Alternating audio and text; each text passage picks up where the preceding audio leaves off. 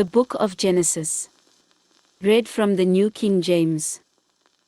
Genesis chapter 3 verse 1 through 24. Now the serpent was more cunning than any beast of the field which the Lord God had made. And he said to the woman, Has God indeed said, You shall not eat of every tree of the garden? And the woman said to the serpent, We may eat the fruit of the trees of the garden.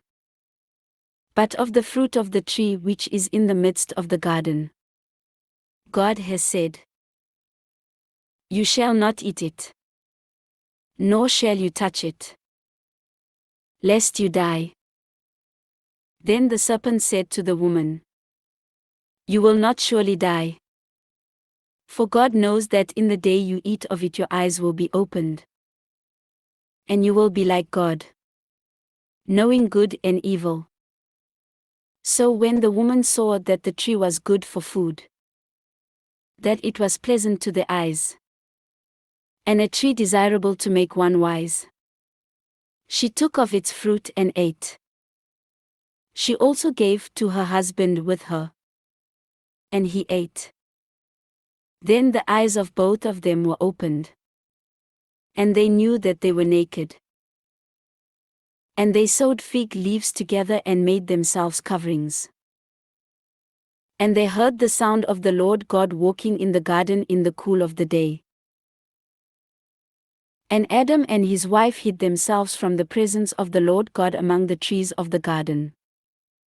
Then the Lord God called to Adam and said to him, Where are you?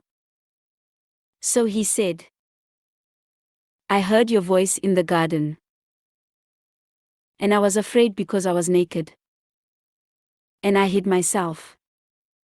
And he said, Who told you that you were naked? Have you eaten from the tree of which I commanded you that you should not eat? Then the man said, The woman whom you gave to be with me, she gave me of the tree, and I ate. And the Lord God said to the woman, What is this you have done? The woman said, The serpent deceived me, and I ate. So the Lord God said to the serpent, Because you have done this, you are cursed more than all cattle, and more than every beast of the field. On your belly you shall go, and you shall eat dust all the days of your life. And I will put enmity between you and the woman, and between your seed and her seed. He shall bruise your head, and you shall bruise his heel. To the woman he said, I will greatly multiply your sorrow and your conception. In pain you shall bring forth children. Your desire shall be for your husband, and he shall rule over you. Then to Adam he said, Because you have heeded the voice of your wife, and have eaten from the tree of which I commanded you, saying, You shall not eat of it. Cursed is the ground for your sake. In toil you shall eat of it all the days of your life. Both thorns and thistles it shall bring forth for you, and you shall eat the herb of the field. In the sweat of your face you shall eat bread till you return to the ground. For out of it you were taken. For dust you are, and to dust you shall return. And Adam called his wife's name Eve, because she was the mother of all living. Also for Adam and his wife the Lord God made tunics of skin, and clothed them.